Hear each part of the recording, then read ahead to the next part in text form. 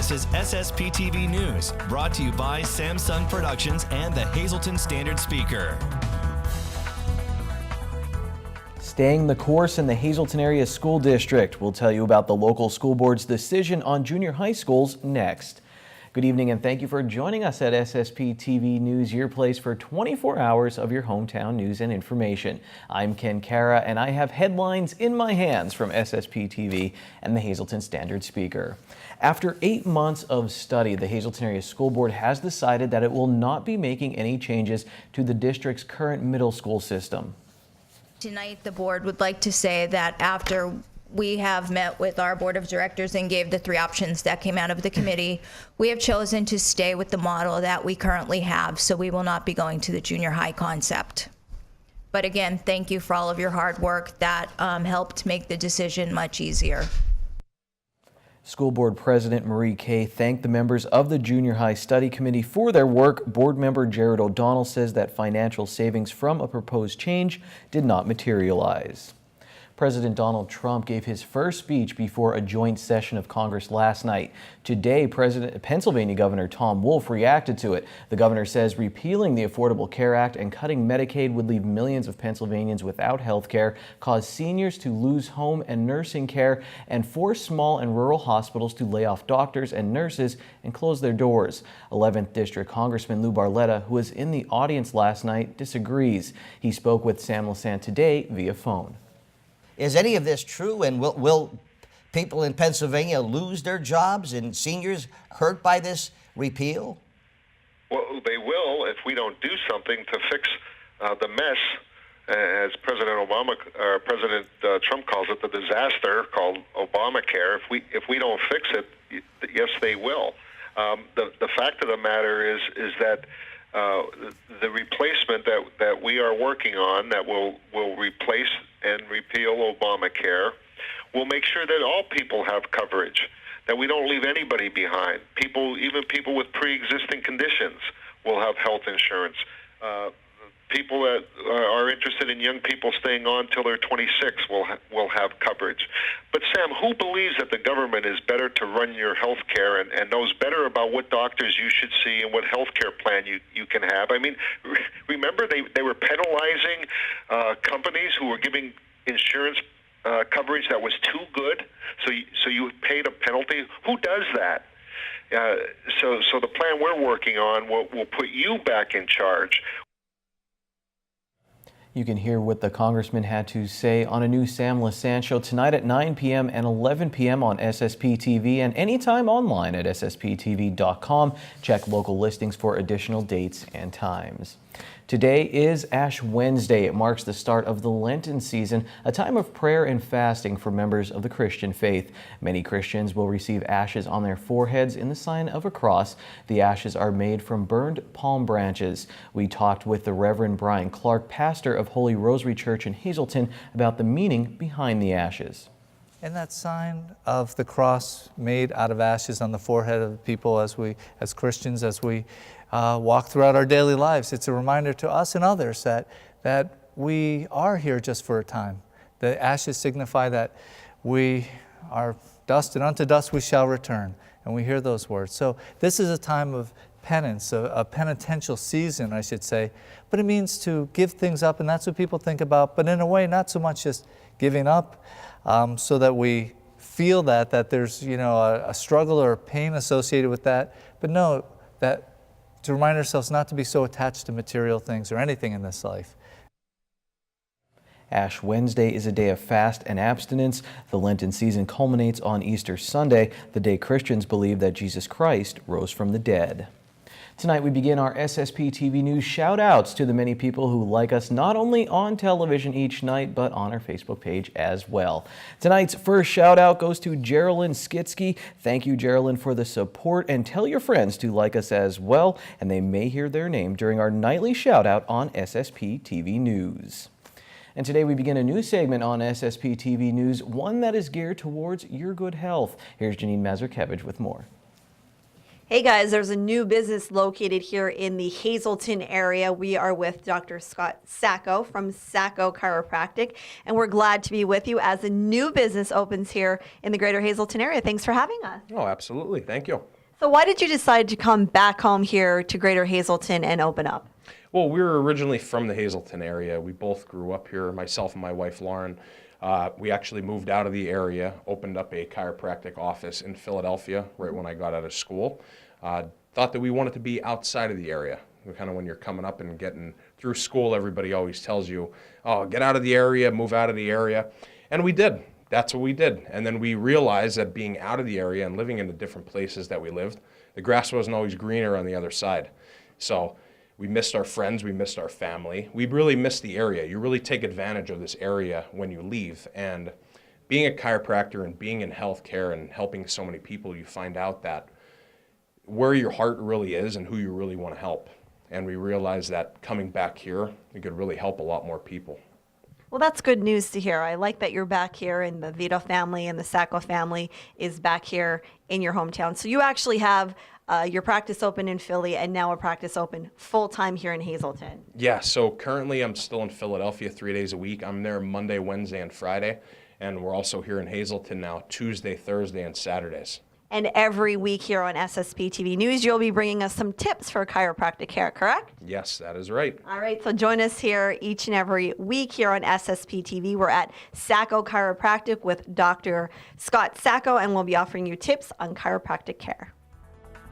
Thank you, Janine. I told Dr. Scott Sacco that he should give out Frankie's Pizza with every visit, just a thought. Coming up next on SSP TV News, we go back out in the huntin' woods with Dennis Gantz, the host of Wild Bout Huntin'. Later, it's Dave Day, and topics include regional wrestling championships and basketball and swimming district championships. There's that and so much more still to come, so please stay tuned.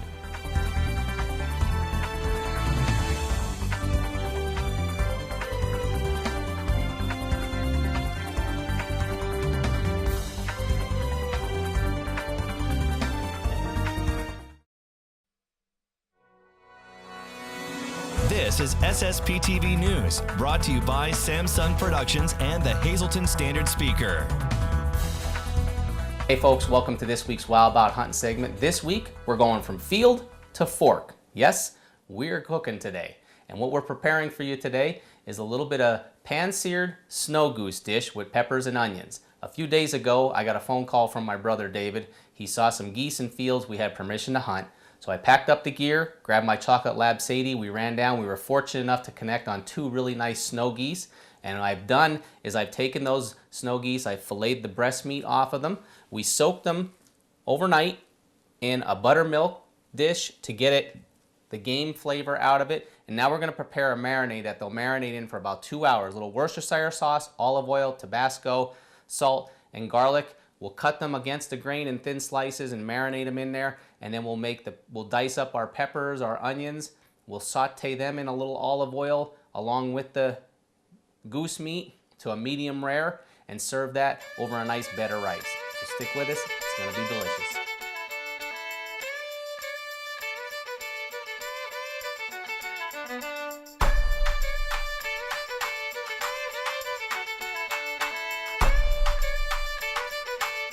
Well, I got the marinade made and the geese breasts all cut up. We've got them in the bowl here. They're marinating for 2 hours now. We're gonna just cover them with some plastic wrap, put them in the refrigerator, and then we'll get the rest of the meal ready.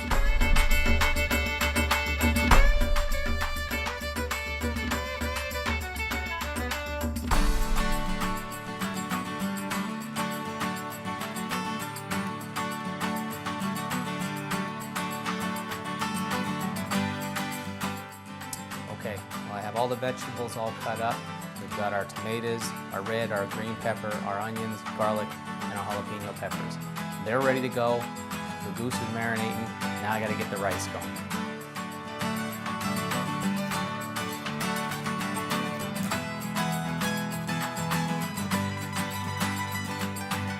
Okay, well, I got all the vegetables cut.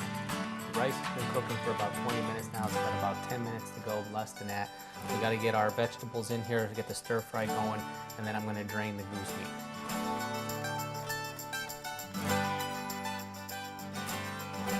Okay, there's our goose. It's been marinating now for the last 2 hours, so I'm gonna go ahead and get this drained while the onions and everything else are starting to brown.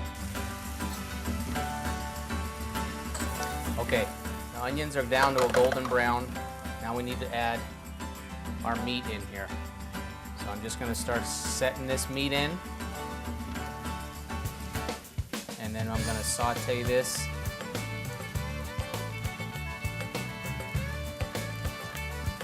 Pour it all in there. All right. And you're gonna go about 1 to 2 minutes with goose meat. You don't want it to get real completely done.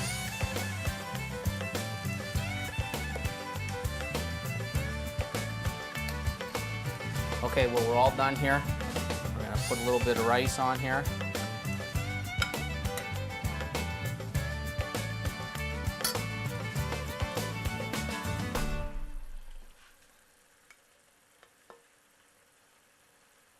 A little bit of goose. And there you have it. Okay, pan-seared snow goose with rice, a little bit of a Cajun spice to it.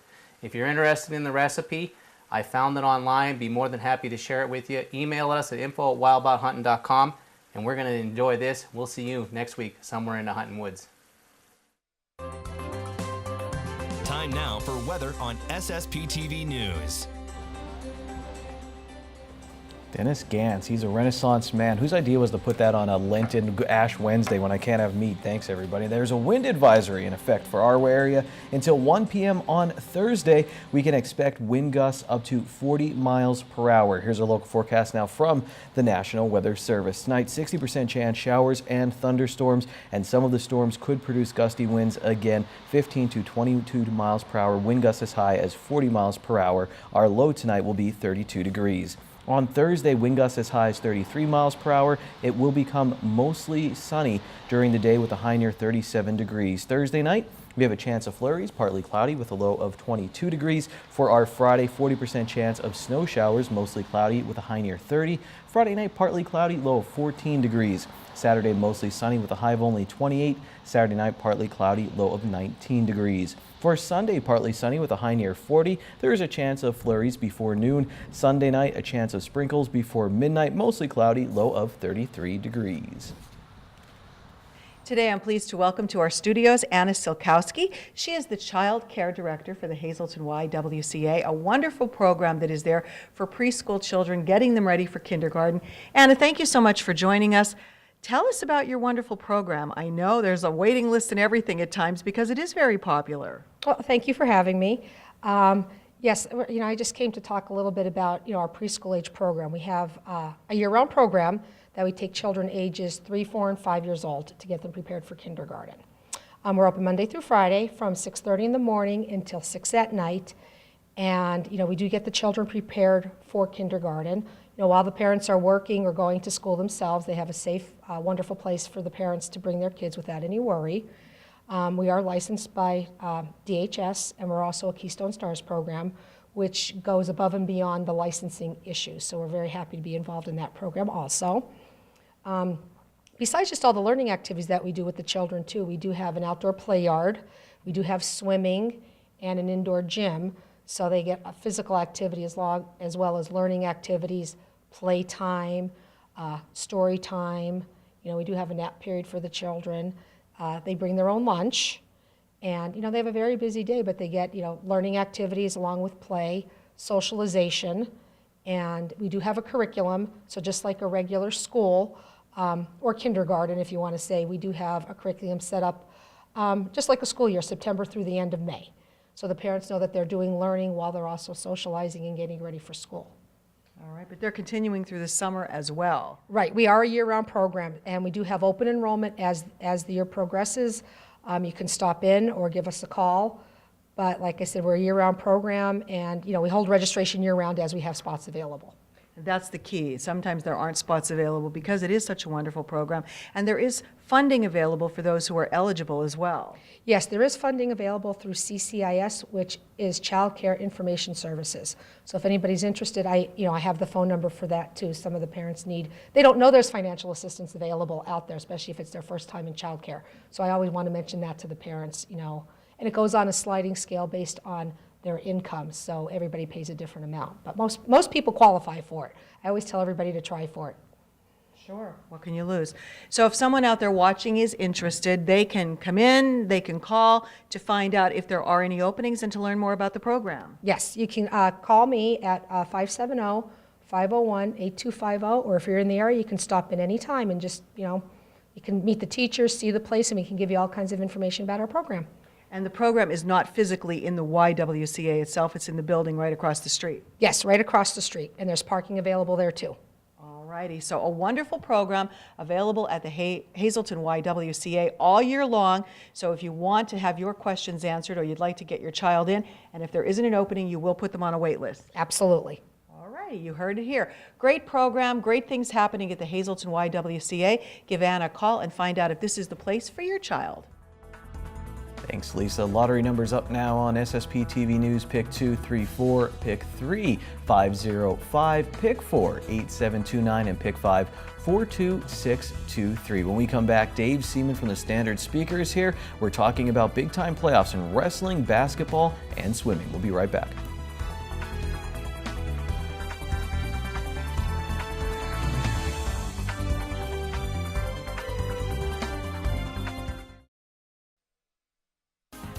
Time now for sports on SSPTV News. Medals everywhere. Going to be raining medals this week, Dave, and trophies. It's an exciting time. District championships in the books for wrestling, but we'll have regional championships this weekend. Basketball championships in districts. We'll get to them in a little bit. But first, let's welcome Dave Seaman, Standard Speaker, sports editor, here for another Dave Day. Wrestling, Dave, the Hazelton area Cougars, they go out to the District 2 individuals, and guess what? They win another team championship. Best team there. I think they had 7 wrestlers going into the semifinals. They end up, I think both of us put together 4 district champions, and now they'll go to regionals. Here's who's heading there for the Cougars. I talked with Anthony Martaccio, Dave, earlier this year, saying how excited he was his senior year, got 100 wins, saying when he went out there for that team championship, he really wanted to get back to Hershey after you get that taste of it. He'll have that opportunity this weekend along with several of his teammates. It doesn't get any better than that. I mean, it's a reward. Those kids have worked hard throughout their high school careers.